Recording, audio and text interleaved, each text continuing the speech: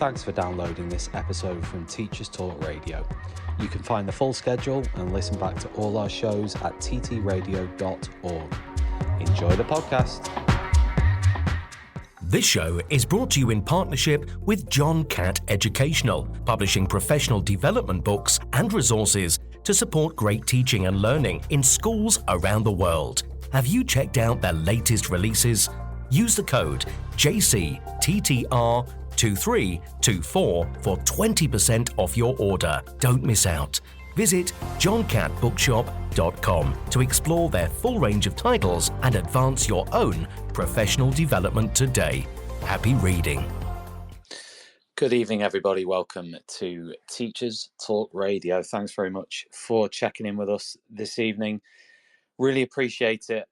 This show, like all our shows, is supported by John Catt Educational, leading providers of professional development, books and resources for teachers around the world. If you're interested in finding out more about some of the fantastic opportunities available with John Catt, then just visit them at johncattbookshop.com and you can take advantage of a 20% discount off any book on the website by using the code JCTTR2324.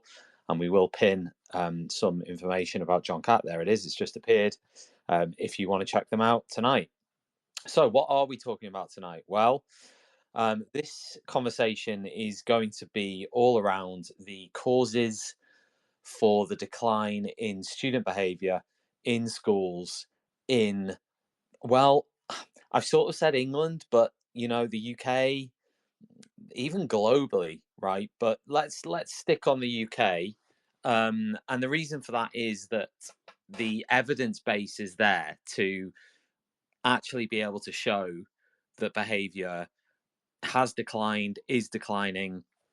And before we kick off, I thought that would be a really good place to start, actually, in terms of just looking at a bit of an overview as to why this show came about in the first place. So a few days ago, I posted a poll on my social media, which asked the question, if you had to choose one key cause for the decline in student behaviour in schools, what would it be? And I gave 4 options. Now, this poll also received criticism from a few people in terms of how it was formulated. I apologise. It certainly wasn't something I'd probably spent long enough thinking in terms of the options. And obviously, Twitter is limited to 4 options in a poll anyway. It's not scientific.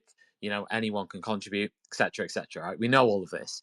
But the 4 options I gave were lower expectations, trauma, curriculum, and overly strict rules. Now, just to clarify what I meant by those, because I sort of did this in the comments on the back of this, but what I meant by lower expectations, I meant lower expectations of students in schools. Now, that was not to say at all that teachers want lower expectations of students in schools, because I guarantee you, and in fact, again, if you look at the 2022 government behaviour survey, which was published, I think at the end of 2022, you know, most teachers were A, comfortable in terms of what they wanted to do, and B, committed in terms of what they felt they needed to do. So there's no issue there in terms of teachers saying, we want lower expectations. If anything, I think most teachers want higher expectations.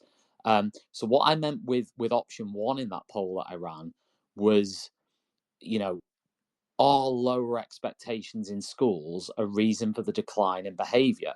61.9% voted for that out of all 6,000 people who voted in that survey.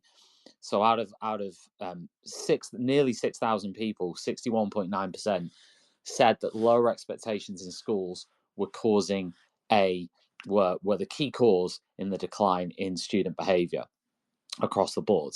Now, coming in second in the poll was trauma, 18.9%. And then third was curriculum at 13.6%. Now, again, when I mention curriculum, there are a lot of people out there who believe that the sort of rigidity and the traditionalism and the, if you like, irrelevant nature, allegedly irrelevant nature of many curriculum models and plans causes the decline in student behaviour in schools. And 13.6% chose that as a key reason, as the one key cause in the decline in student behaviour in schools, out of the four options. So not that many actually voted for that. And then the last one was overly strict rules in schools. 5.6% said that was the key cause in the decline in student behaviour in schools. So there was quite a big difference actually between people who said overly strict rules at 5.6%, people who said lower expectations at the other end at 61.9%. So it was just interesting to see. And in the comments to that poll, a lot of people came up with other ideas as to why we have seen this decline in behavior. So other things that were mentioned, and people said, listen, hey, this should be in the poll, right? So things like social media. We've seen in the news even recently the impact, the incredibly tragic in some cases impact of social media on young people. There will be lots of reasons that maybe don't hit the headlines. By the way, all these different reasons that I'm talking through now, if you want to have your say tonight, it would be fantastic to hear from you. All you have to do is hit the little microphone icon in the bottom left hand side of your screen, and we can bring you in to this conversation and definitely get you involved. So if you have an opinion on what is causing the decline of behavior in schools, then please call in at any point by hitting that microphone icon in the bottom left. So social media is one that was mentioned probably 4, 5, 6 times in the comments by different people, saying student engagement in social media is not only unhealthy because it takes them away from other things, but it's also influencing them to act in a way that perhaps isn't how they would normally act. Perhaps it's making them act in ways, I say making them, it's influencing them to act in ways that perhaps prior generations didn't have that influence. You know, I mean, I'm 39. When I think of when I was at school, I didn't get a mobile phone at all till I was like, I think maybe, I don't know, 16 or something. And so, and when I got it, it was a brick. It was a Nokia 402. You could literally play Snake on it. No one will know what, no kids will know what Snake is. You can play Snake on it, or you could send a text on it and make a call. That was literally it. Whereas now, obviously, the possibilities are like literally endless. The protections are limited on phones. So, that's why we've heard the mother of Brianna J talking extensively about social media companies actually banning phones for young people. I don't know what other people's views on that are, but we've certainly heard more and more this sort of line of let's get harder on phones and social media. I think there's two issues there: social media and phones. I think phones can cause, and we know from research on this, that even when a phone is in a room, even if it's turned off, if it's visible in a room, it causes a decline in the ability to learn because it's a distraction. So even a phone being there is enough to cause a problem for students in terms of distraction, not necessarily behavior, but I think they both tie together, don't they?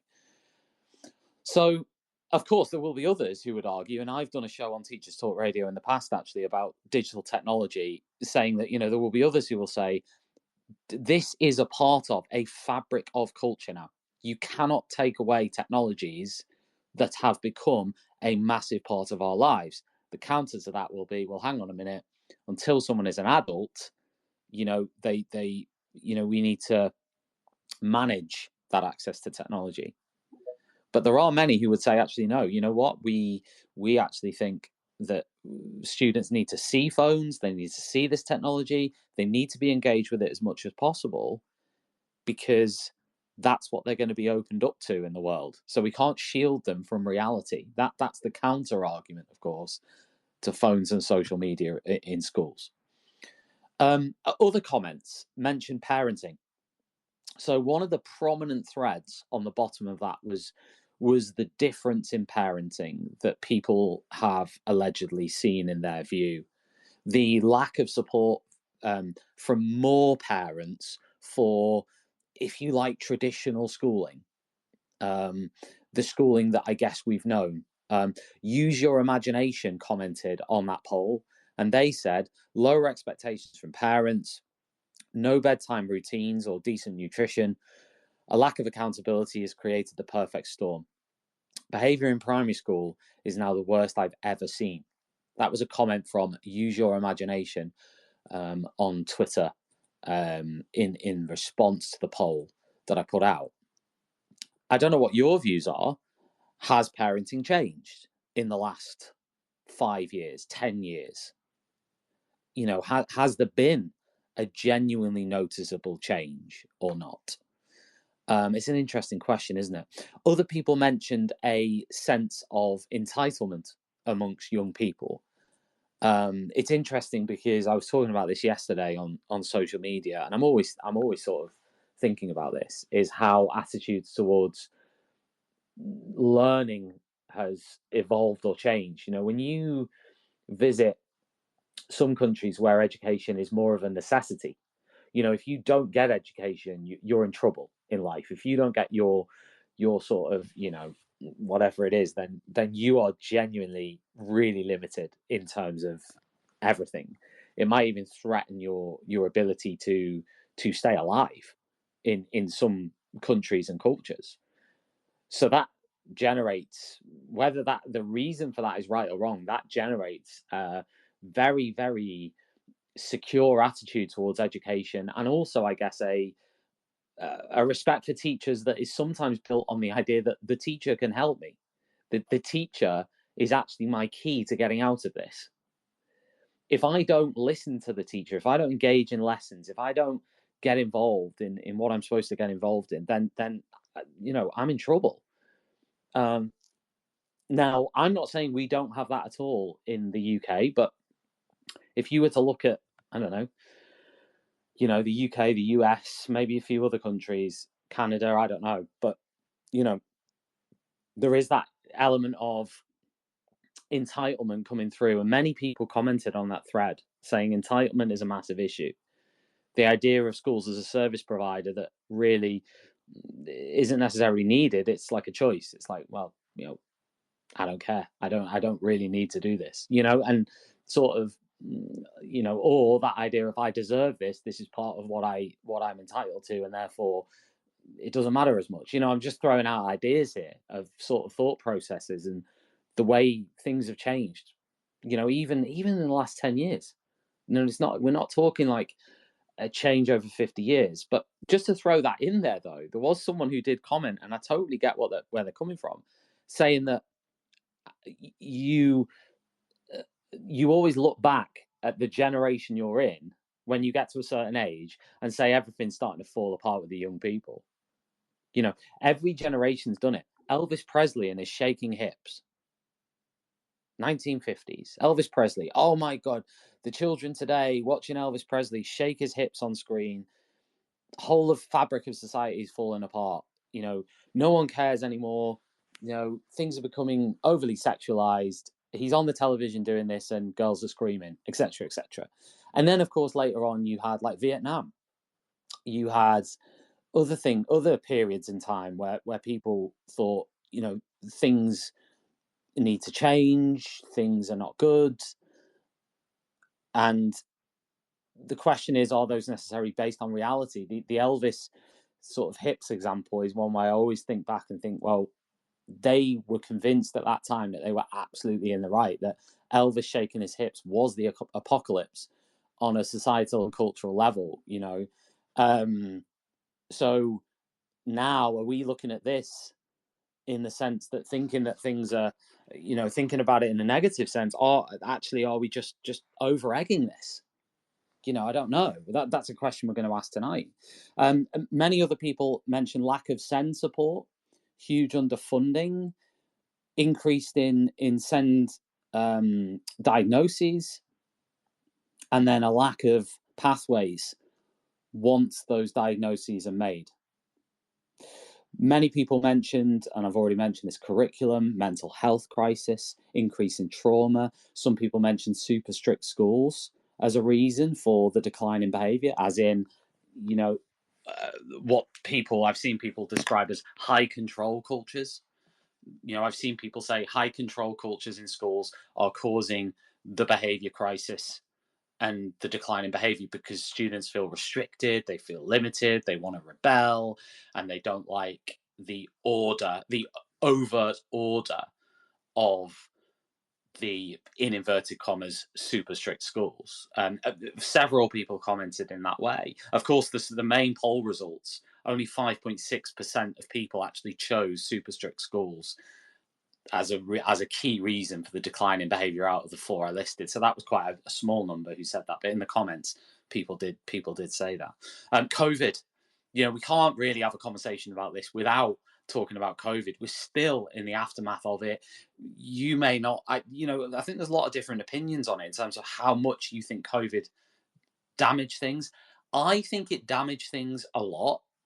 I just am not sure it damaged things as much as people are saying it did. I absolutely agree that it is a massive factor, But whether it's this sort of monumental, this is about COVID. I think there are certain things that were happening behind the scenes before COVID that were almost simmering in the background and gradually going along until we ended with COVID, and then that obviously had the impact. So we're going to discuss all of these factors tonight, and I've got callers coming in. I've got lots of people getting involved. We've got Adam on the line already. We've got James on the line already. We've got Katie. Katie, good to see you this evening. Here, and we've also got Daniel. Good to see you, Daniel. Noreen, Mr. Das, Nathan, Tom, Miss Crofts. I love Scientific. If you get a chance to follow them, they're in the space. They're down there somewhere. They're brilliant. Give them a shout. Give them a follow. We've got Hannah. We've got Darren. Gulchin, I hope that's how you pronounce it. And hopefully Gulchin is going to, or Gulcin, I apologize if it's one or the other, is hopefully going to call in as well at some point during this conversation, so we can hear from her. We've got Ma, Richard, Miss Green, Rob. God, we've got loads of other people. So thank you very much for joining in. Really appreciate it. So let's first of all hear from James. James, do you want to unmute yourself? There you go. Yeah, sure. Can you hear me? I can hear you loud and clear. Do you want to just tell us really briefly a little bit about yourself, your current role, and what you do with yourself? Yeah, my name's James. I'm a physics teacher in the independent sector, interestingly. So I might have a slightly different slant on the way you see things. I'm a physics teacher, coalface, day-to-day physics teacher, not head of department or anything like that. And our school is currently undergoing a review on behaviour similar to the one that you've been speaking about here.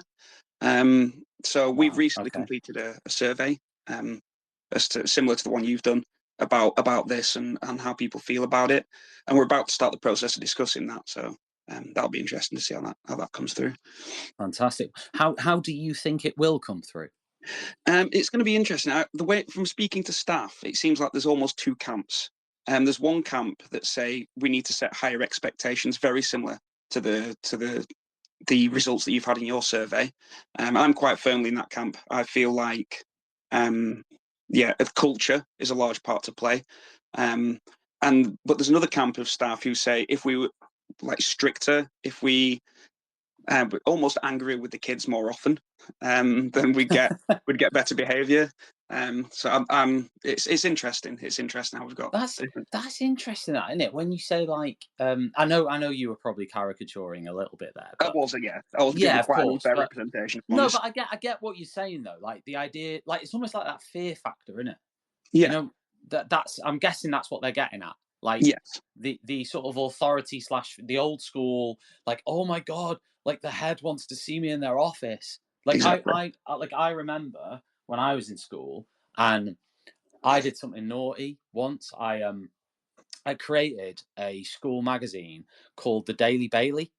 Nice. And it was named after Mr. Bailey, who was the science teacher, who was like the strictest teacher in the whole school, like literally, like so scary. Very And brassy. I created a illicit illegal school magazine called the Daily Bailey. And in those days, there were no pictures to get. So there was a picture of Mr. Bailey on the school website from Parents' Evening. So Yeah. that was in the top right corner, and it was the Daily Amazing. Bailey. And Yeah. then literally, like there were columns in it, like "Shop a Bully," where you could text my friend Steve and say, "This person's been bullying me," and we've just printed it. Anyway, we sold this paper across the whole school, and like I used to go to the newsagent and photocopy it on the way to school, and then we sold it for 20p a Yeah. copy every week, right? Anyway, I got in massive trouble for this. So one time, so I remember I was in this lesson, and someone knocked on the door and said, "Mrs. Jones wants to see you in the head's office now." And honestly, like that was like back then, that meant something. Do you know Yeah. what I'm saying? That was like, I'm sure oh you my can god. still feel the adrenaline running through your system when that happened. Oh, I can still remember the walk from the classroom to the office. Like I Yeah. thought, because I genuinely thought that'd be the end of me in school. Like I thought that was literally the end. Sure. So it was, so I get what you're saying about this idea of fear factor slash authority figures Yeah. slash like school as a place with that edge to it. It's Yeah. not all like that. So do you think that's gone personally? I think to a certain extent, yes. I feel But do you like think that's a good thing or bad thing? I think you do need a little bit of that. I think absolutely you do need a little bit of that. But I think you can only get so much success. It's kind of like the angrier you are, the more students will bend towards your expectations. But if you have low expectations, that'll only get you so far. Um, I feel like for me, it's interesting you mentioned COVID. My sort of view on it is COVID caused us all to shift our expectations a little bit to be kind to them in a difficult time, and that was Yeah. absolutely what we should have done at the time. It was fair enough, but we kind of learned to be first aiders in that respect. We learned to deal with the situation that's in front of us, to give students the benefit of the doubt. But I feel like now we've kind of come through that, and what we need to relearn now is almost being exercise and diet experts rather than first aiders, if that makes sense.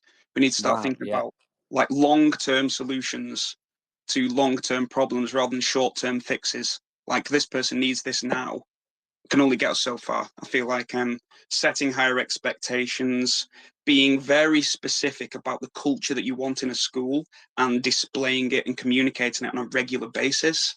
For example, I used to work at a school, a Jesuit school actually, Yeah. and they had something called the Jesuit Pupil Profile. And if anyone's listened to this, I implore you to go and Google it. And what it was it was like a word cloud of values that they wanted the students to have.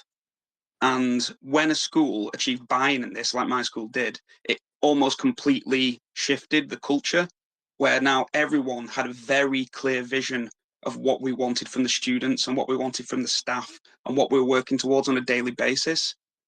And it kind of gave like direction as to the type of person we wanted the school to produce. That's really interesting. I'll tell you what, we'll come back to that. I'll bring Katie in. Sure. We'll come back to that, James. Katie, do you want to sort of offer your 2 pennies on this? First of all, oh my God, what an amazing space. What an amazing space. It's just, please host these spaces all of the time. Because I'm We do. We do. well then it's now pinned in my, on my radar, my frequency, Oh, because that's good. Thanks, honestly, Katie. I'm a parent. I have a 5.5 Yeah. year old. Well, actually 5 3/4. God forbid I miss that bit. And it's really interesting to hear some of your stories. And James, I believe that you're correct me if I'm wrong, if I'm right, I'm thinking that you're at a private school and you're a physics teacher. Correct. Yes, okay, thank you. Shout out to Mr. Fielder, my physics teacher, who I frustrated so much that ended up banging his head against the wall. And now all I talk about these days is, well, if you think about physics. But anyway, my 2 pennies worth is, it's really nostalgic to listen to you share your stories about, how innovative you were and still are. And it's a shame that it wasn't celebrated back in our day. I'm 105, according to my son.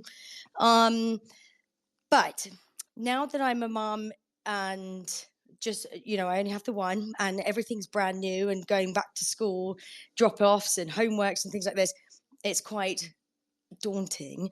I I find it very interesting how not many parents communicate with the teachers or any member of the school staff. Whereas me being a bit of a over communicator or whatnot, I just want to ensure that what is being taught to my son, I can Yeah. and how it is that I can then follow through. Because I've not done this before. I mean, I was useless when back in my day. Try get me to sit down and do my homework. But I had undiagnosed ADHD, so I had to leave everything to the last minute, and that worked Yeah. for me. But I think that the decline in student behaviour in schools predominantly stems from, just in my personal opinion, a lack of direction and focus to the overall, like guidelines, I guess, of expectations of typical behavior. I Yeah. mean, you only have to look at the story, which was tragic in America, and this young girl got, killed. It was awful. And then also the communications between the parents and the school as well. And I think that there is a chink there where that's missing. But then Mm. also on the other side of that, if you over communicate and overshare, are you then perhaps feeding a narrative or you know, uh, so that they Mm. can then decide or decipher, like, oh, okay, well, your child is like this because you've disclosed X, Y, and Z to me. So I don't know, it's a bit all up in the air, but definitely an important Mm. conversation to have. And then social media, Mm. boundaries, Mm. the whole Mm. everything that you'll probably have spoken about. Yeah. Yeah, I mean, there's a whole. Do you think? Because you mentioned, so you think the big. What do you think is the biggest reason out of all the ones you just listed? What is your biggest reason Um, for the decline of behaviour in schools? I think all encompassing, um, the lack of communication between all parties. Because look, when you go to school, depending on what school what school you go to, you either start at like 4 or 5, um, all the way through until 18 if you're going to do your A levels. Um, so it depends, but I really do feel that it just falls on communication and a breakdown of it, and that's why there's been a Mm. decline because no one's being held to account. Nobody knows what they should be doing, how they should be doing it. Do you know what I mean? At least if everyone's on the But same page. communication from who? From the teachers? From Well, the yeah, I from mean, the I have got to. government? From Oh my God, don't get me started. That's just Pandora's box.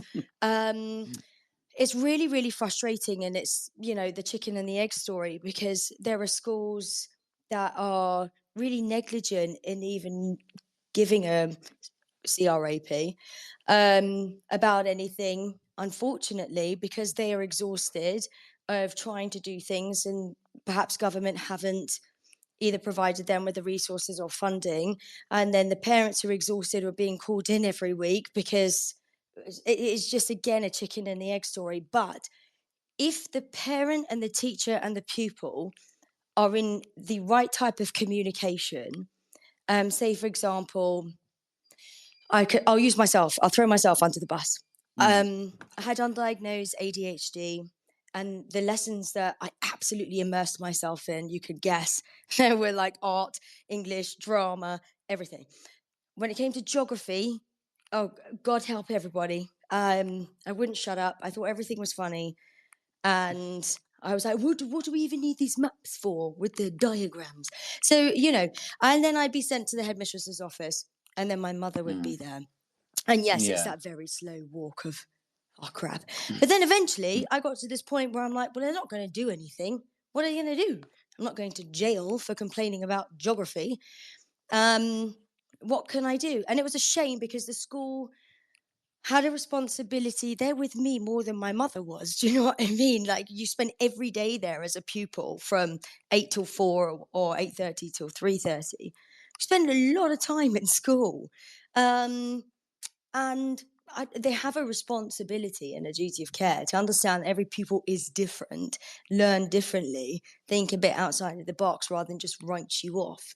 And so I understand why children can become despondent. But for me, you know, I wasn't communicated with or asked in a respectful way at the age of 15, which at the time was very important. Even though looking back now, I'm like, stop it, Katie. So yeah, I wasn't included in that. And then also social pressures and things like this. There was no communication amongst the family. And I mean that from an educational family and Mm. then family. And unfortunately, schools, even though, yes, there's the Department of Education, and I've spoken to them, especially recently, about a private school, actually, that really just failed on their duty of care. But still, like, what does one do apart from either go full force or give up? So it's just communication all round, basically. Long and winded. I told you I've Okay. got ADHD. No. It's really interesting just to hear your sort of take on everything. Thanks so much. I mean, stick around, Yeah, Katie. I'm I'm going to be absolutely sort of here. I'll mute my mic. dipping in and out, Um, and listen to what other people have to say. So I'll go next to Adam, who's been very patiently waiting in the wings. Adam, what are your thoughts on this? Hello, can you hear Yeah. me? Oh, fantastic. Hello, everyone.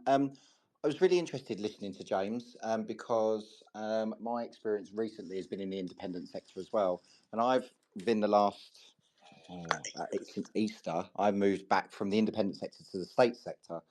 Um, Yeah. and so a complete jump back in. And now I'm currently working in, it's quite a deprived school, 52% PPG. So it's a quite a deprived area. When I was in my independent school, since COVID, actually, I don't want to use COVID as an Mm. excuse. I heard you talk about it earlier, but we noticed in our independent setting that behaviour was starting to dip a bit since we came back. Yeah. We had children beginning to vape in school and so forth. In our set, we were an all-through school, so in our secondary setting, there were children in there, and so it was interesting. And then moving back into the state sector, I moved into a school where leadership had been quite turbulent, and I think systems and processes were not fully in Yeah. place with that change in leadership. And children saw through that. Like they're not silly, they're not dumb, like they could see through it and they took advantage of that. And because though it took a while for those systems and processes to then be put in place, by which point behaviour had declined quite a bit, and it's taken quite a while to get that back. And even now it's still not great. So I think when we're talking about one of the key things to get right in terms of why behaviour maybe has declined so much. Coming back from COVID, the systems and processes that children would have experienced at home, and a lot of children would have been at home, not in school, maybe not having the same opportunities as others in terms of receiving that education and understanding where those boundaries are. It's very different with your parents at home than it would be in school. Then obviously those systems and processes aren't in place, and I think it's taking a while, maybe longer than people realised, maybe to get that back. And I've only really realised that since coming into my current role, where in my current school, where those systems weren't in place, and it's taken a while to get back, and it comes from a place of being consistent.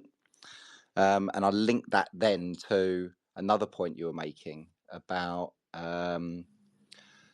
like undiagnosed SEND, and so forth. And I think with teachers at the moment and teaching as a profession, we have so many hats at the moment and juggling so many things that I think sometimes it can be tricky to be consistent because you want to put in sanctions, but then you've got a million and one other things to do.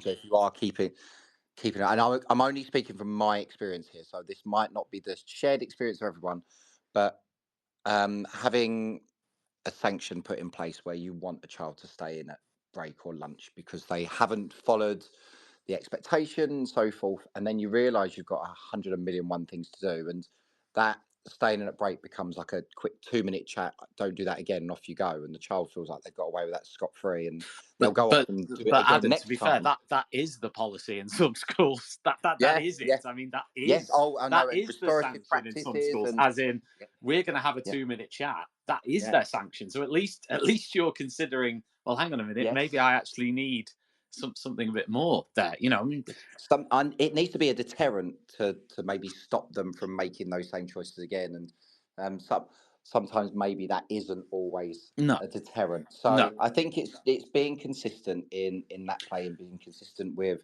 what you're or expecting from a sanction and what you want the child to learn from Do it. you think, So Adam? Like, do you think yeah, that do you think that these issues would have been there without COVID?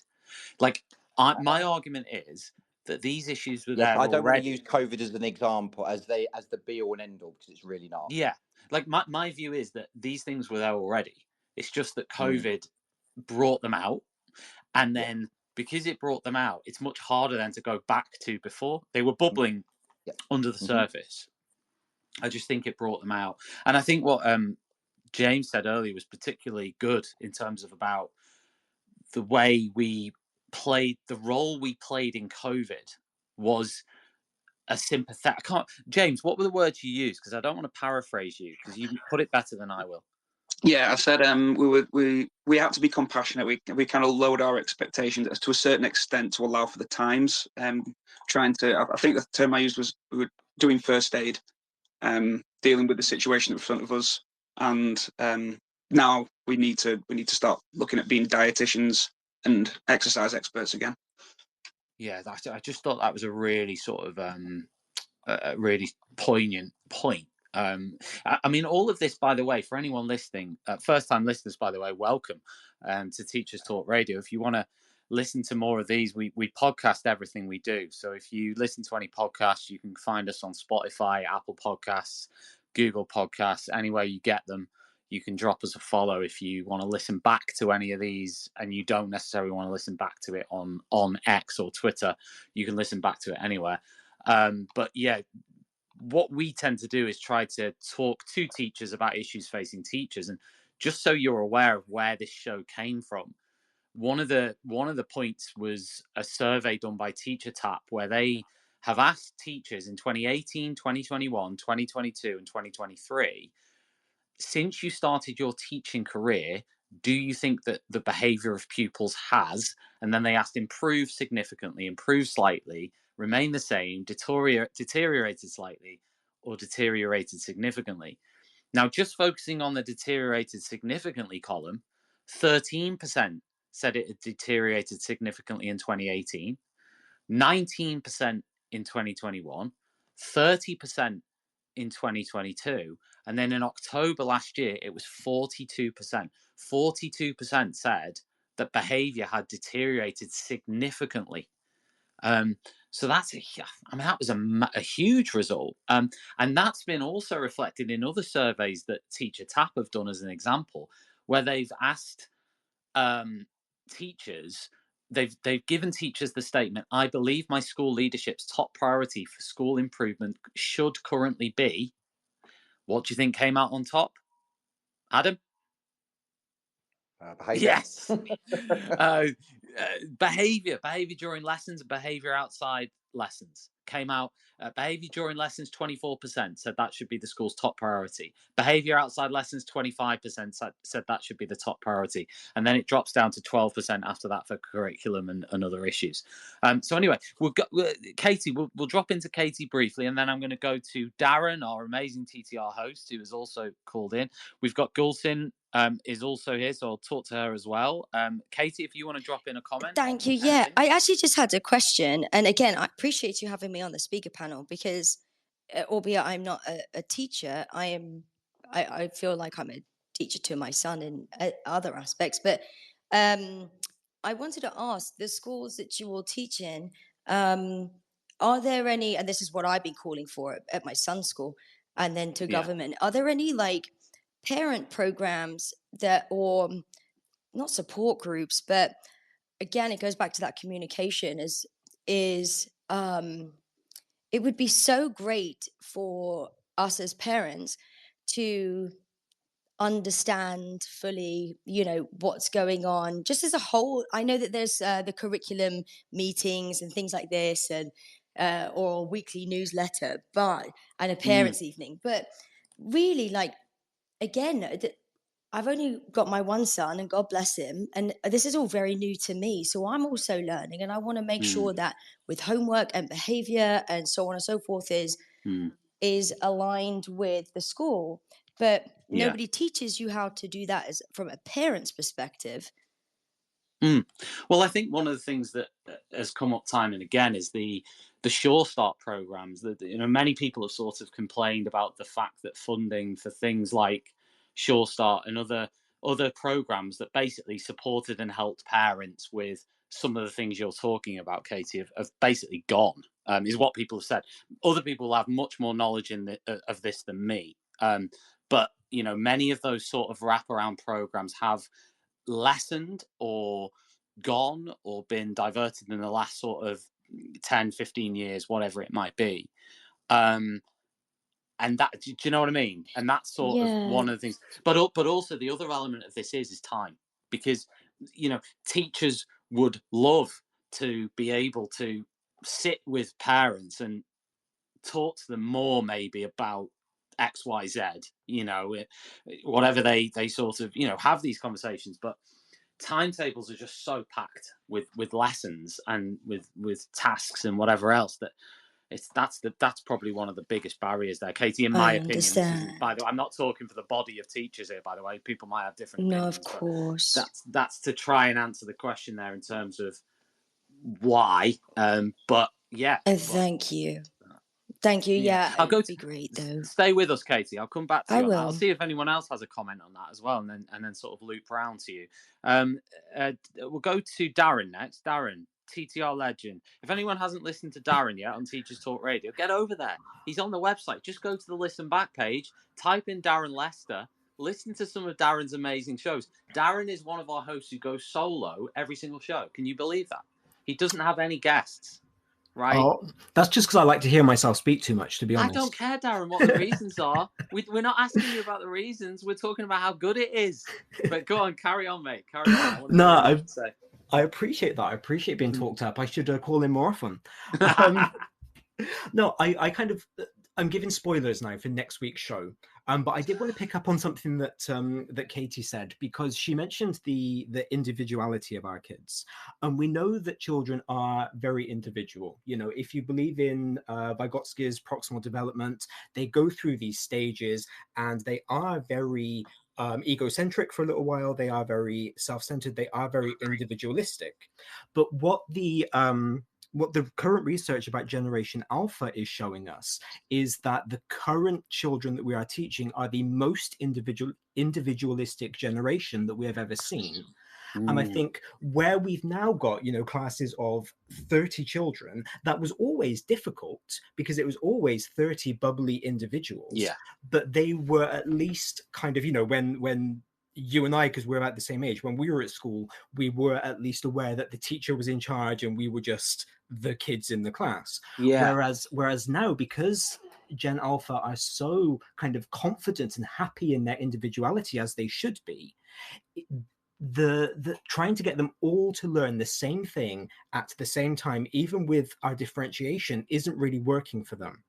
And so I do wonder sometimes whether we need to, I'm about to call for an overhaul of the whole education system. But, I think if we can find different ways to continue to cater to that individualism, we might find some of these issues a little bit more abated, because we are showing the kids then that we do actually care about what's important to them, which is their individuality. Do you know what? That's a powerful point. And I completely agree with you.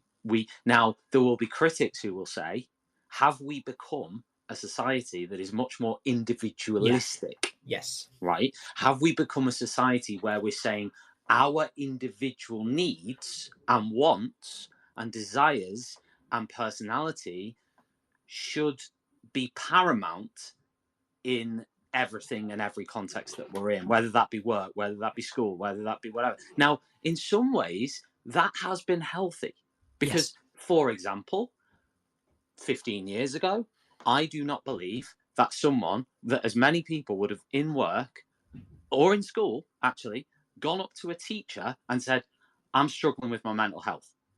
Absolutely. Yeah. Absolutely. I genuinely, I don't know if we have any survey on that, but I genuinely believe that the results of mental health referrals, as in Yeah. the person telling a teacher that they have it, that must have gone through the roof compared to what it was. Absolutely.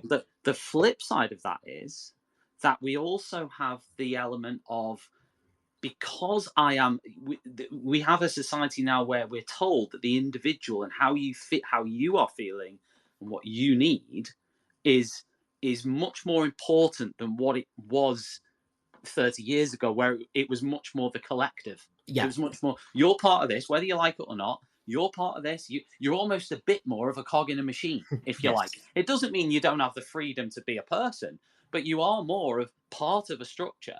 Whereas now it's much more, well, I say now, here now.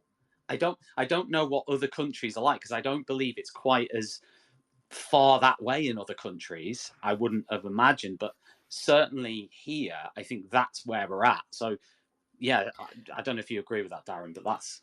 Yeah, no, absolutely. Because I do think it ties back to what you were saying at the beginning, mate, about how um, education isn't necessarily as important or as vital here as it is in other countries. So, if we look, for those of you who don't know, I'm a class assistant MFL teacher, so I do make lots of comparisons to our system and those in other countries. But if we look at China, for example, where the whole point of the communist regime is we are all in this together, you are like everybody else, we do see very high mental health high rates of mental health issues with Chinese students. We have high reports of unhappiness among Chinese students. But we don't have these same kinds of behavior issues because the individual is less important than the collective. But I do wonder, we can sit here and say, is it right or wrong that we're now in a very individualistic society? And that will probably be a whole other show. But I think we kind of have to accept that we are. And, we're not going to change that. So education can either adapt to it or we can keep complaining. Yeah, well, this is it, isn't it? Right. Next in line, Gulsin, I think it is next. Hi. Can you please tell me how I'm pronouncing your name? Because I pronounced it about 5 different ways, and a huge apology. Evening, everyone. It's Gulchin. Right, It's so I a got it silent wrong every sound, single yeah. attempt I made. Brilliant. Yeah, no, that's fine. I've been called all sorts, but Gulchin sounds okay. But yeah, Gulchin is the correct pronunciation. Brilliant. Thank you so Well, much for having me on the show. What a great space to discuss something that we all are passionate about, I'm sure. yeah, So, tell me, just before I ask you, actually, I yeah. just want to give a reminder to everyone. Our sponsor tonight is John Catt Educational. So if you are a teacher, or in fact, anybody who's interested in education, nod to Katie there, or anybody else out there, if you are looking to read about the stuff we're talking about right now, visit John Catt. They are an educational publisher, probably one of the biggest ones in the world. Go over there. You can get a 20% discount off any book on the website by using the code JCTTR2324. That's JCTTR2324, and you can get 20% off any book on the website. So go over there, have a browse, see what you like, and definitely put an order in. But I want to ask you next, what do you think has caused the decline in student behaviour in schools? So I can honestly say, going around lots of schools in my role as co-CEO, I have seen a decline. I will also say that I started teaching in 1998, and without giving my age away too much. And it was an inner city London school, and I have never, luckily, I haven't experienced such poor behaviour since 1998. Although we said it deteriorated, um, I had experience in a primary school setting, children walking out of assembly, swearing, throwing chairs. It was just something that you'd see in a terrible movie. I haven't seen it since, but I do know it's on a decline. there are multitudes of reasons why I feel that it is declining. Some of which are, people on this panel have already mentioned.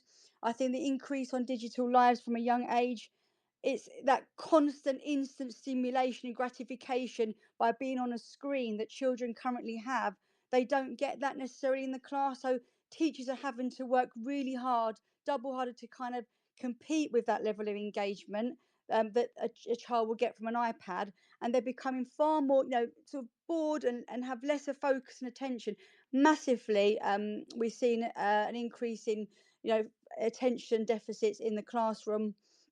I think there is definitely parental attitudes towards school staff. I know staff that I've spoken to in our trust would say that there is a decline in attitudes. I do think that COVID times, is COVID to blame? I don't want to blame it on COVID, but I think we just sort of loosen rules a little bit. For example, something as basic as a uniform, or not, or forgetting equipment, things like that. People are a little bit lax about that, so I feel like we're sort of trying to sort of repair that now. I Mm. think there's been a massive increase on send, whether that's to do with COVID and that generation of children, not going to sort of preschools and Sure Start centres and all those settings that were closed, perhaps, or for these children. Speech and language communication difficulties through the roof, high needs, local authorities that can't meet the needs of these children is also having an impact on behaviour. But what I would say is that I've been a leader now in and out of outstanding primary schools for a number of years now. And in a range of settings. I've worked in middle class settings, I've worked in inner city schools, I've worked in the most deprived schools of the country.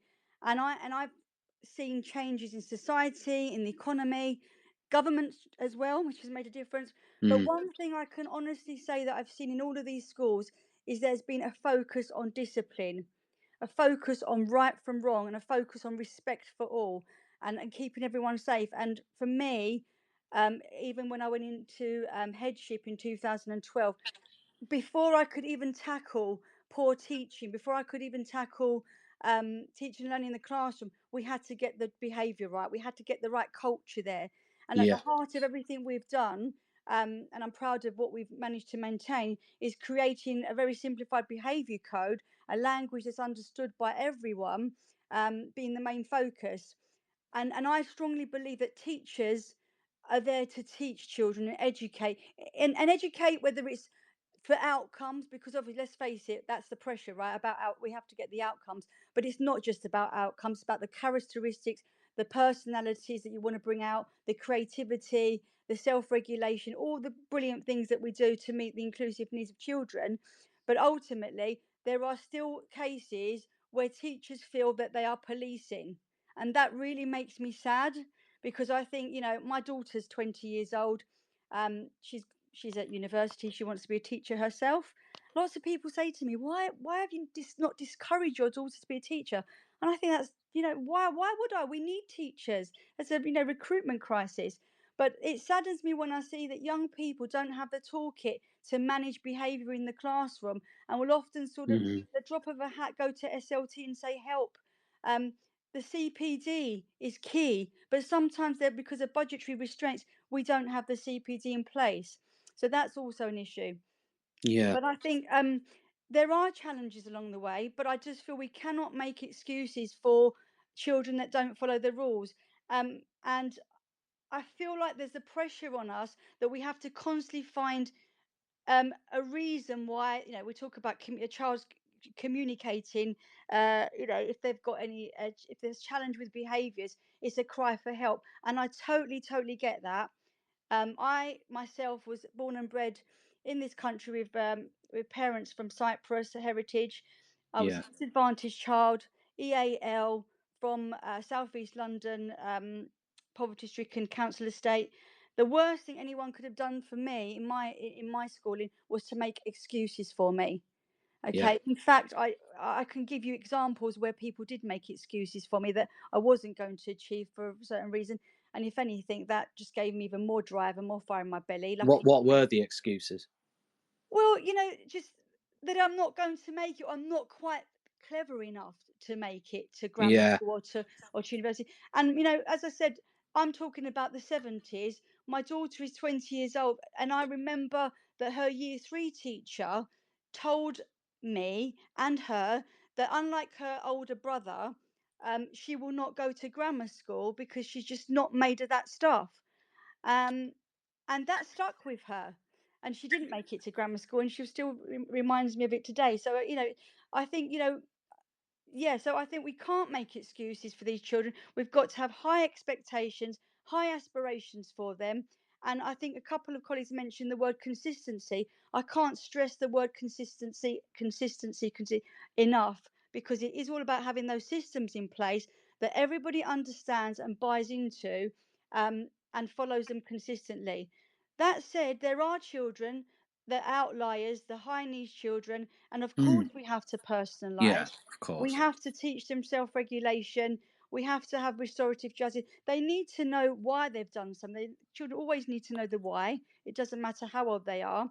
But ultimately, if they've done something, it might just be that they've made silly choices, and there's nothing wrong with them. They just have made a bad choice, in which case Yeah. they need a consequence. Um, so they're Yeah, my I mean, the views. argument that I've always made, and I know some people have disagreed with me, and that's absolutely fine. No problem with that whatsoever. And actually, I welcome anyone on the panel tonight or any other person who disagrees. But I think we also need to consider, and it sort of ties into what you're saying. Like, the bit I thought was most powerful of what you said was when you were talking about respect, Yeah, and your background, and how, if they'd have made excuses for you, you'd have failed. You'd have gone. That it wouldn't have worked for you. mm, And my fear is that that's happening too many times right now. That's something it must be happening a lot.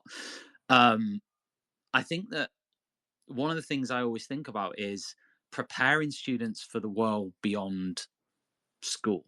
Right now, obviously, that is not in any way suggesting that children are adults, or that we see them as adults. But we do need to be aware that, out on the street and in places of work, being respectful, showing courtesy, having the most basic level of thank you and please, and absolutely. stuff like this. No one's going to go up to them at the age of a 19 and say, you know, let's have a sort of let's I am approaching this conversation to try to find an excuse for you as to why you can't do that. They're not going to do that. They're just Mm, going to fire them, definitely.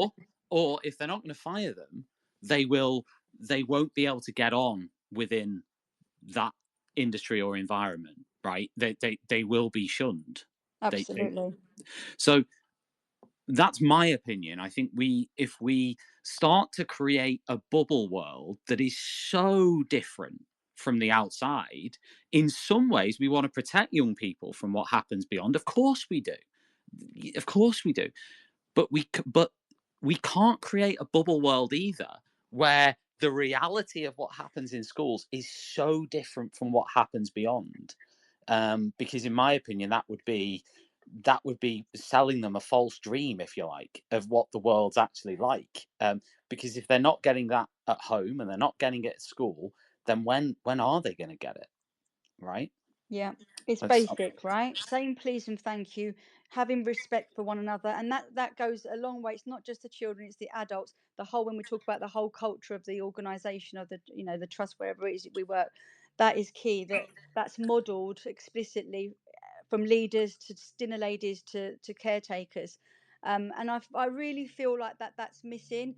I often do some work, consultative work in Cyprus, where originally come from, and it's a great pleasure to do that. And one of the things I will say is, when I say that I'm a teacher, people bow down. It's like it's an amazing job. Mm. I'm making such a difference, right? And people instantly respect. And I just feel like that's missing here. And children kind of pick that up from their families. I think the media have a place in that as well. We're constantly looked at as those that we want extra pay, we moan about workload. So the media tend to portray us in a negative light, I feel, at times. But yeah, respect 100% is something, and having a values driven curriculum. You don't have to be a religious school. I've never worked in a religious school, but certainly in every school that I've worked at that's been successful, it's based on the behaviour code that's values driven, and things like honesty and respect and kindness and helping, all those basics right from the very age of 4 years old all the way to college age, that children need to know. And like you say, Tom, I say to my children often, they're out there, my daughter's had a job in JD Sport as a part-time job. It doesn't matter where you work, there are rules, right? And if you don't follow those rules, you're out. Yeah, but we're not. I mean, right here, I'm not talking about sort of your very sort of higher level rules. I'm literally talking about walking in the door and not being able to just be nice, basically. Yeah.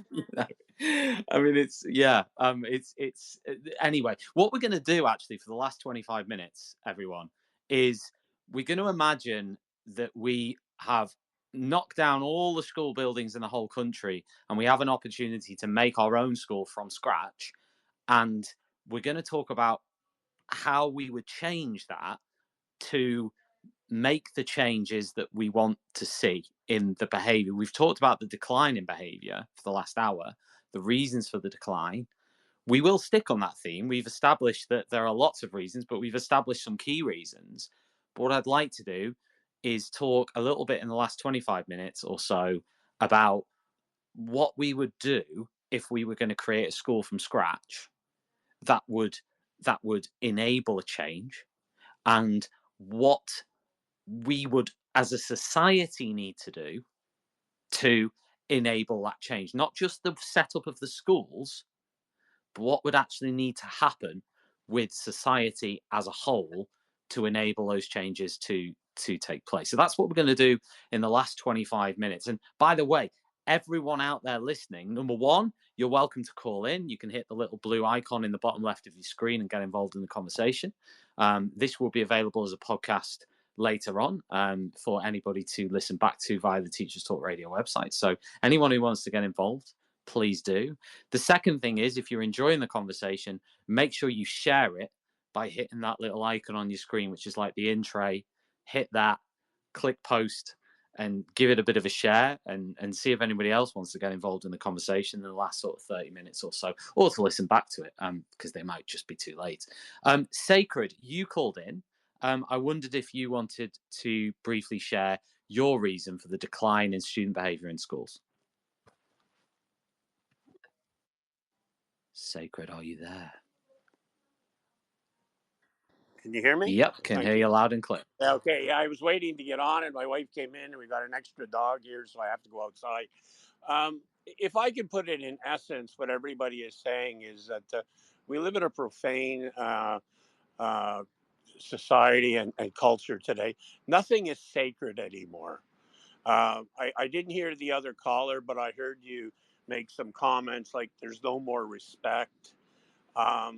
I saw that. I'm 66 now.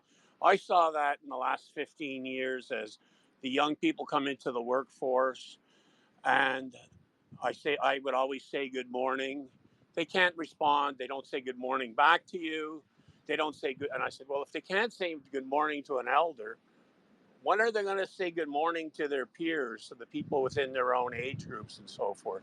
So the question is we really have to examine what it means to be sacred. If our children are not sacred, if our teachers are not treated as sacred, our resources of the future, and we try to solve these problems from a capitalist based cost perspective, is you get what you have. I look, when I watch television, I watch The Crown. How is it that King Harry and all the rich people get this rich private education? They know what the education system, how to get the highest potential out of individuals. But when it comes to the common person, the teachers aren't respected by the governments. This is a worldwide problem. They're not kids are not brought up that anything is sacred anymore. Adults are not sacred. Kids talk back to their parents. So the issue is very, very complex, but it has to do in the way the society has gone. People feel they're entitled. And not to talk about COVID-19, but when COVID-19 came out, you saw that with people telling people on television to, F off or whatever in airports and everything else. And our politicians today, while all politicians can be full of BS, the language that they use now, especially from the right, is always is inflammatory. So the kids pick up on this. What example do the kids have that they should see life as sacred? So I'll leave it at that. Sacred, thanks so much for sharing your thoughts here. We really appreciate it. Thank you so much, and have a good evening or day wherever you are in the world. Next up, I'm going to go to Coach Jay, who has just called in as well. So, Coach Jay, if you want to share your thoughts. Hey guys, what's up? Hi. Hello. Yeah, Go I just for it. got What do you think is causing the decline in behavior in schools?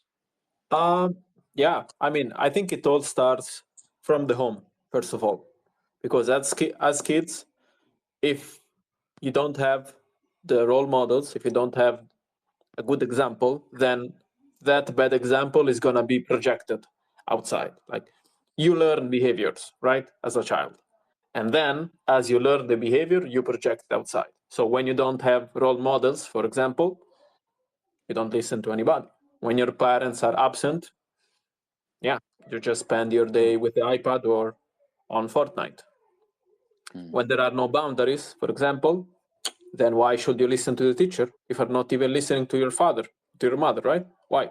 You never learned that. So low attention span is another one. Children, like they have access to extremely short form content, extremely stimulating. So why would they can't focus for more than 10 minutes, right? Instant gratification is another one. I work with parents and I work with children on this problem, on the problem of an extreme amount of stimulation, video games, short-term content, social media, even bigger addictions, let's say, escapism. It starts from the home. I think it should start from the home with the parents having clear rules. Not rules like I mean, it doesn't need to be a totalitarian thing like inside the home. That's not what I'm talking about.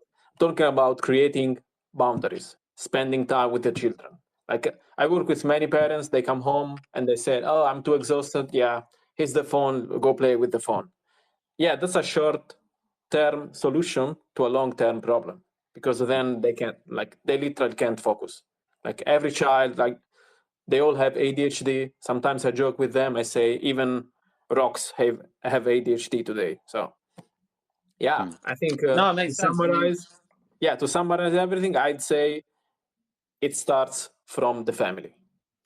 No, those are the role models. I got it loud and clear. Yeah, I got it loud and clear what you were saying. Thank you. Makes perfect sense. Thanks, Coach. Bye-bye. Okay, I'll move back now to James, and we're going to move on to what would we do if we completely started schools from scratch again. So let's imagine there was Armageddon, everything got flattened, and we were starting to rebuild schools from scratch. And let's think about the different areas here. So how would you approach, James, if you were to say, right, across the board, we need this approach to behavior? Is there anything you would say, right, this has to be in there, this doesn't want to be in there, in terms of behavior policies or expectations or approaches? Are there certain things where you would say, this is what we need across the board or we do not need across the board? Sure. Thanks for bringing me back in. I think, yeah, this is the wonderful mythical realm of we're starting a school from scratch.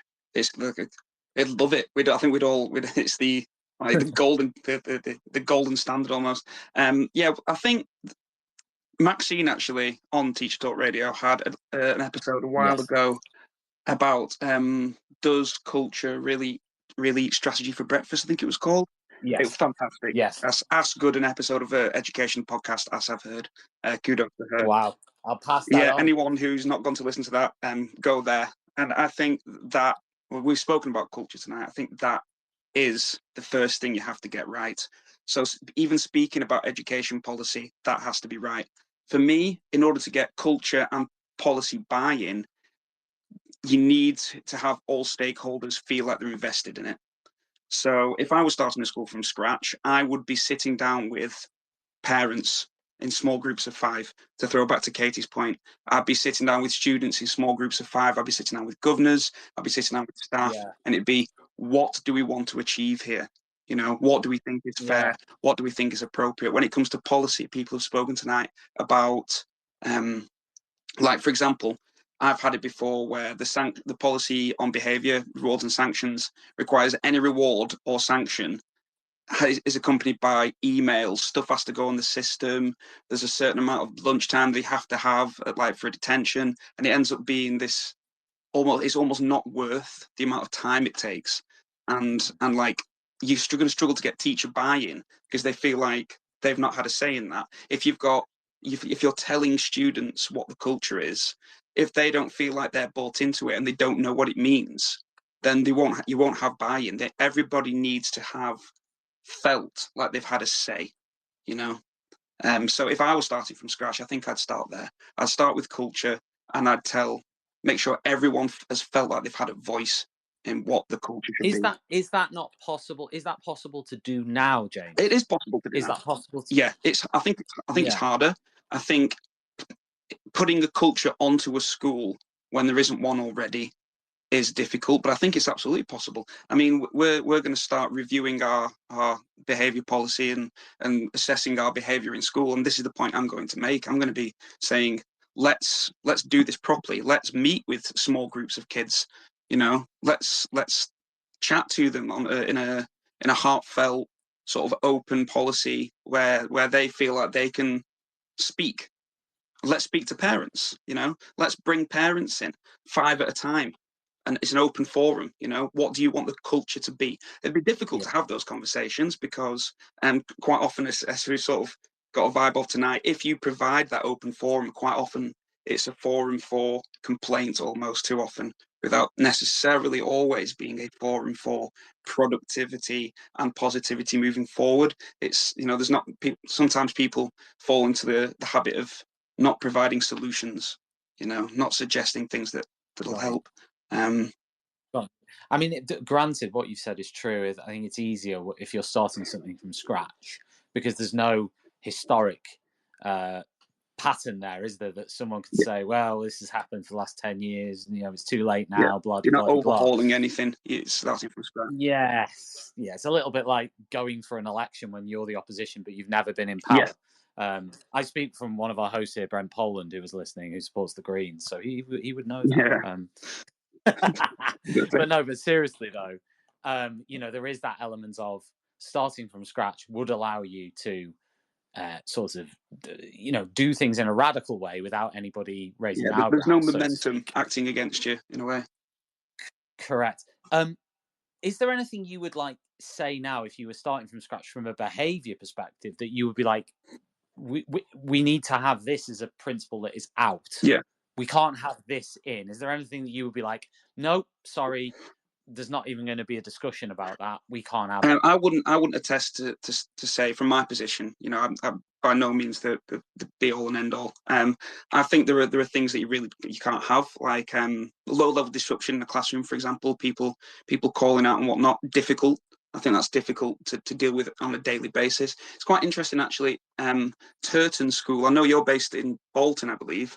In the area. Well, Manchester, but yeah, I teach in Bolton. Yeah, so I know the school you're talking about. Yeah, they've recently undergone this thing called, I think it's called a hive switch, where they've specifically stated very specific things that the school have to do, their students have to do, and it's amazing. It's like these almost absolute minimum expectations, and the Oh, yeah, really? it's things like I've got it open in front of me now.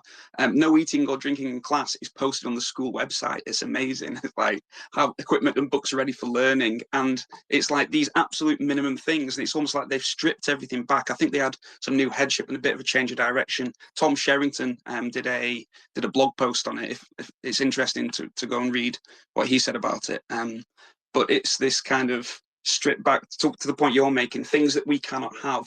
You cannot have people turning up for lessons without equipment and books ready for learning. You cannot have people working, talking while the teacher is trying to talk. And these are things, when we say behaviour's gone downhill, I think quite often we're talking about these things, like people talking while you're trying to explain something to a class, and misbehaving whenever your back's turned or whatever. So yeah. Yeah, I mean, I'm just reading the sort of rules that this school has in place that are published on the website. So they've got like have a quick. So this sort of comes back to our question, Yeah. doesn't it? Of if we were starting from scratch, let's imagine they have obviously started from Yeah. scratch. They have said have equipment and books ready for learning. No mobile phones and earphones during school time. Silent work every lesson. No eating or drinking in class. Present work clearly and logically. Avoid going to the toilet during lessons. Regularly review lesson notes and knowledge organisers for homework. Do as instructed by members of staff. Settle to work quickly. Firmly stick to work completion deadlines. Yeah. They've published that on their Yeah, and website. these are things as teachers we've kind of learned to think, well, that goes without saying, but maybe it doesn't go without saying. Maybe it goes with saying, you know? Well, this is it. I mean, the thing is, reading those out, I can guarantee you there will be people out there who will say that's terrible. Yeah. That is what that there is a strand of thought out there that would look at that as a package of rules and say that is high control. Yeah, no, That I, is I high I must threat. admit, I don't disagree. I don't necessarily disagree with that point of view. Yeah. I mean, I'm not necessarily disagreeing with it. I'm just saying that's what people would say that Yeah. is. Well, equally, I'm sure if the school was here, they would say, number one,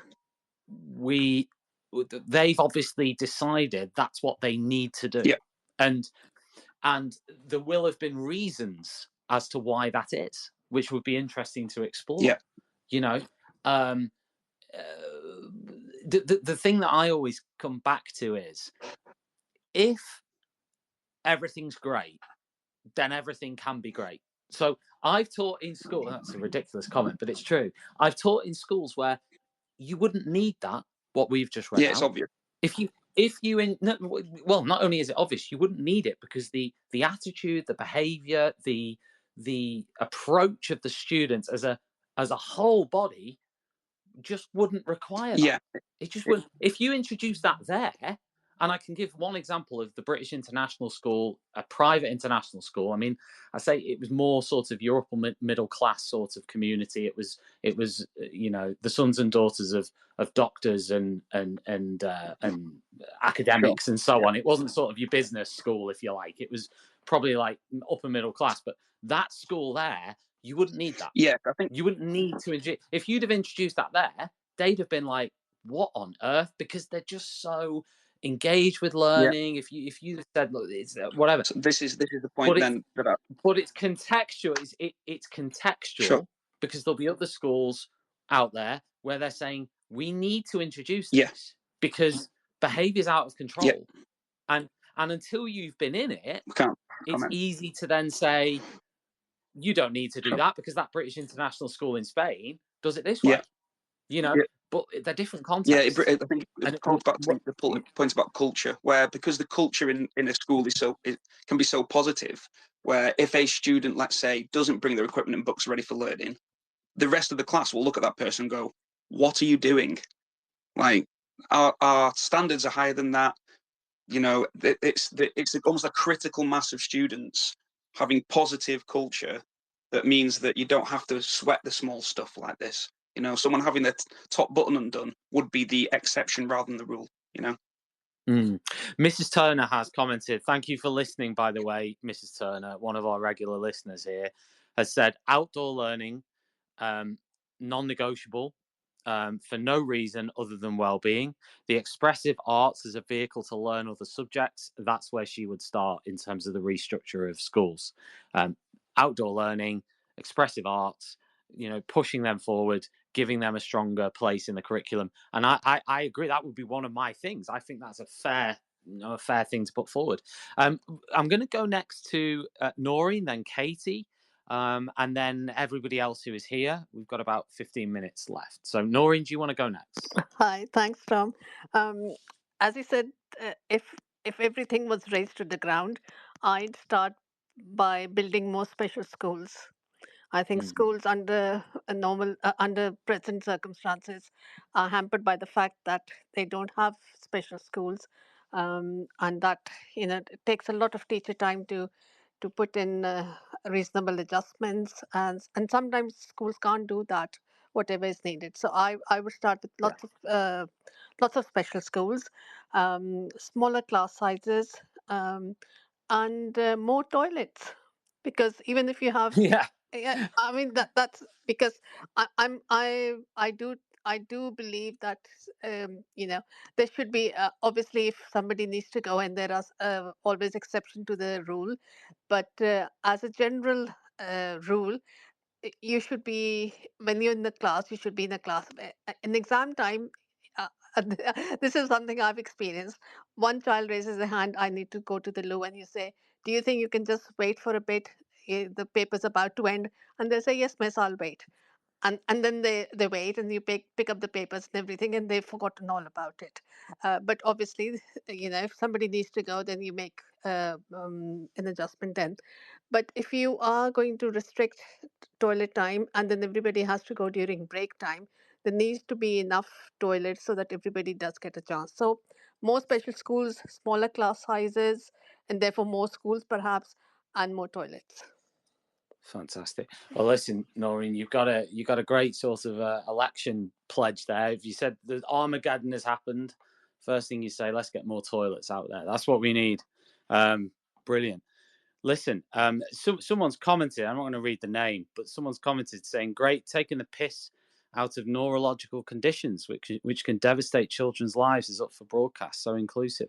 Well, I did say that there have to be exceptions. No, not to the rule. you, Noreen. Oh, This was just, I don't think this was aimed at you. oh I right. think this No. was a comment made about 15 minutes ago. And, Oh right. Okay. No, but just to clarify again, there has to be and there must be exceptions to the rule. Yeah, of course, of course. I mean, no one would ever, well, I don't think anyone would ever sort of say there should never be reasonable adjustments or things of that nature. But just to address that comment, if that person, please call in. All views are welcome here. I completely disagree that anybody was sort of taking the mickey out of neurological conditions in the discussion. I'd love to hear where that happened, because I certainly haven't heard it in the show tonight. I'd be really disappointed if I did hear anybody say that, but I haven't. So I'd be interested to hear that person. If they want to sort of come in and talk about it, then please do. We'll go next to Katie. Katie. Okay, I've been pacing up and down my house, like, what is the ideal school? And I decided I'm going to put my 14-year-old's nephew's head on my shoulders, right? Check. Oh my God, I got goosebumps. I'm so excited. Check this out. So I 1000% think that all schools should not have a designated counselor per se to be like, oh, and this is what I'm going through, because other kids will take the mick and they don't feel confident enough to go and do that. But I think, wouldn't it be amazing, just in the imagination station, to have this anonymized pod? Obviously, money is no, in my imagination station, the financing of this is not under questioning. That they would have this somewhat anonymized pod that they go to, whether it's once a week or it's mandatory, so that no one's kind of like singled out, just as a check-in. And they're able then, completely in secret, away from their peers, to be like, this is what I'm going through, or this is what I'm struggling with, or this is what I'm finding difficult, and so on and so forth. And that way there isn't that external peer pressure, or that like back in my day when I you know, there was that 1-800 bullying helpline, and it was right in the middle of the school playground. Like, that was terrible. Nobody would go and use it, and if they did, it would probably be abuse, which is awful. So I provide that in my imagination station school, and also I would also provide a different lesson plan, so that even though learning, and I say this to my 5 3/4-year-old, learning is exciting. I mean, look, I went to university when I was 35, and I studied law. I just finished my law degree. Never in a million years did I ever think that I would ever study again, ever, because I left school at 16, and my teachers were like, "You're not going to do anything. You're not going to pass your GCSEs," and I did. But they told me I wouldn't, so I didn't have a plan.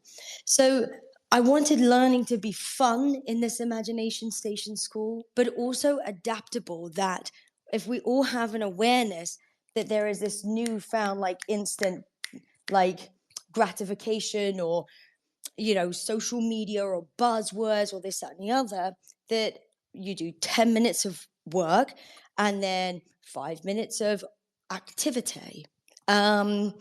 There is a way to go about things where you can communicate with the future generations and still teach. And that's why you see some of these teachers online that do really, really connect with their classrooms, because they're like, listen, we get it. And even though we understand as adults this underlying, like, level of respect and so on and so forth, it is just communicated in a different type of way. So just that adaptability to be like, all right, this is what's going on. And then also, in final, I know we all have parents' evening, but I think there should be like a children's evening, so that everybody gets an opportunity to, like, have a chit chat with the teacher and they're not in trouble. Just to be like, okay, this is what I'm enjoying, and they're like very good, so that their voice feels like they are heard. And then from the, like, behavioral standpoint, and then talking about families, and back to my original point about parents' responsibilities, or as role models. I was out today and I heard this woman effing and blinding at her baby. Oh Well, I my say baby, a goodness. toddler. It was so bad because the kid was crying. It was around lunchtime and the kid didn't want to be in Zara. And I get it. But the way this parent spoke to this child, I was like, whoa. Listen, we all get frustrated at times, but there is a parental part of responsibility. Yeah. And listen, I'm a single mum. I've raised my kid off the bat from day dot, all by myself, all whilst trying to figure out my own life. I managed to go to law school, thank God, on a scholarship, of which I was told by my teachers at the time I would not achieve any possibility of going to university. And so in my imagination land, I would have the absolute ability for the kids, no matter what age, to have that safe, protected environment to be like, this is what's happening, but not being judged by their peers. Have that workload on, workload off, lesson planning, just rejig it a little bit, communication with the parents as to expectations, and then bloody hold the parents to account as well at some point, to be like, listen, if this is the way that this is going to continue, you know, what is it that you need? Because the future of the next generations that keep coming up and forth, technology is not going anywhere. Look at us now, we're on a live space, it's amazing. But even at 5 3/4, I teach my child about algorithms. He's not allowed the iPad or bloody YouTube. I hate it. I hate it. I hate it. And I said, and we did an experiment. So rather than me saying, no, you're not allowed it, naughty, naughty, I said, all right, you have it for that 1 week, because it sucks away your brain power, because it does. And I'm like, let's do this experiment. And he was just as shocked as I was that he didn't even want it anymore. Yeah. But we Interesting. inspire and encourage the next generation's opinions, but they want to make their own opinion. And it's just like in a, I shouldn't really compare it to this, but when you know that something should be one way and you know that the other person's not going to follow what you're trying to say, there's 100 other ways to go about it. So it doesn't have to be bad. So that's my imagination school. I hope everyone I like signs up that to it name, and Kate. I'll employ I you like all. that name, Imagination School. I think you're onto something there. I like it. Yeah, I say to my son, I'm like, we're going to the imagination station. And he's like, okay, where is it? And we'll just create this. But honestly, with homework and things like this, it doesn't have to be so rigid. If they don't understand one specific way, there's another way to go about it. And I think that again, putting my nephew who's 14, I've got another nephew who's 16, TikTok and all this other stuff. Like, it's embarrassing to go by the code. Do you know what I mean? And that's a shame. But unfortunately, if that's the way that they've gone about things or society is, then we can work with it and work with them so that it's not so fictional. It doesn't have to be a conflict all of the time. Wow, makes perfect sense. I mean, I think one of the things I always think about is boredom, is letting children be bored. Have we lost the art of, I'm bored? Well, that's okay. I'm bored. Yes, you are bored. Good. Daydream for a bit. Yeah, but Sit nothing there and stops enjoy. you from, I mean, we sorry, used to. No, but it's fine. I mean, we used to when I was a kid. We just used to. I remember my parents said draw, and we used to just go and we draw yeah, all we the used to have a time. piece of paper and a pen. We used to sit there for hours and hours and hours just drawing absolute garbage. And then sometimes there wasn't even that to do. So it was like, I'm bored. And it was like, well, that's fine. And then you just sit there and daydream or you think of something else to do or whatever. Whereas now it's like, I think someone said, I think it might be you, Casey, said about sort of instant gratification and like, there isn't that opportunity anymore to just be bored as a kid. It's like we've got to fill every single space with something. Well, I mean, me as an adult, I've got to fill every single space with It's adult, something. yeah. And that's okay. But that's why I say if you do like 10 minutes of it, if you change the lesson plan, like be adaptable, and that way the kids will be adaptable. So it's not necessarily like a one-to-one, but it could potentially be, all right, for 10 minutes, we're going to sit down and do X, Y, and Z. But then for the next 5 to 10 minutes of that lesson, we're going to do X, Y, Oh and no, Z. Katie, I was talking about outside school. We can't waste a single second in school. Of course we can't. That would be Oh my God, but what do you sacrosanct. mean? Learning is everywhere. Learning is everywhere. It is, though. It is, even if you switch on the radio. You know what's interesting? I'll close because I could talk forever about this. Go on. But we were listening to the radio, my son and I, on the school run. Actually, I'm lying. We were listening to Spotify. So there we go. And I was like, okay, well, what are we going to do this week? And he's like, rock and roll, mummy, because I do music history in the car just for fun. Yeah. And then I'm like, can you? And then I'll play around with the sound so you can only hear the bass or you can only hear the drums. And then we'll count the tempo of it. So, for example, if there's 8 beats before the guitar comes in, and I was like, oh, let's rewind it. There's 4 and 4. So, do you know what I mean? So, there's ways to go about things which stimulate and are creative. Not that all kids are creative, in that aspect. They learn in different ways. But what I'm trying to say is that the world keeps turning, technology keeps evolving, the bad guys still keep creeping on up. And with this whole YouTube kerfuffle, let me tell you, I mean, they only but recently had to settle a lawsuit for billions of dollars for a breach of child data privacy, whatnot. It was terrible. But I think that parents have a responsibility. It shouldn't all be on the teacher's shoulders by any means.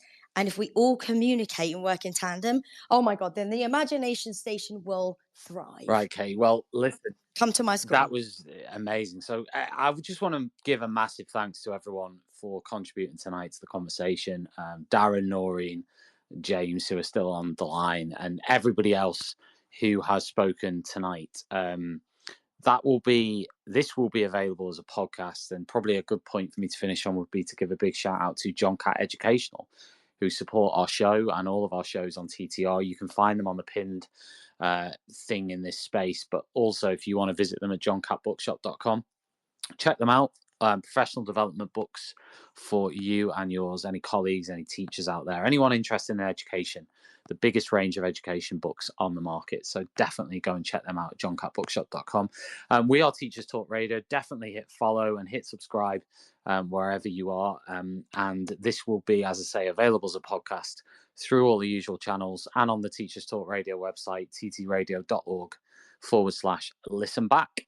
Massive thanks. Tom, you were fantastic. I just want to give a shout out to you. Absolutely brilliant. You, So Katie. shout out to you, Tom. Go follow Tom. That's very kind, Katie. Fantastic host. Thank you. Absolutely it's incredibly kind. Thank you so much for calling in. Really, really enjoyed your contributions tonight alongside everyone else's. So amazing.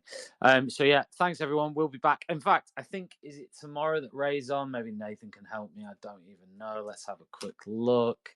I think it is now. Yes, Ray's on. Ray's amazing, everyone.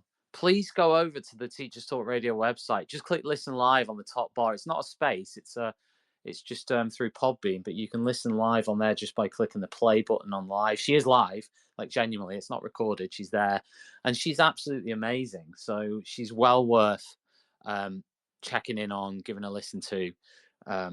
An amazing TCR host. So yeah, I'll be listening to that in a minute. But in the meantime, take care, everyone, and yeah, see you soon.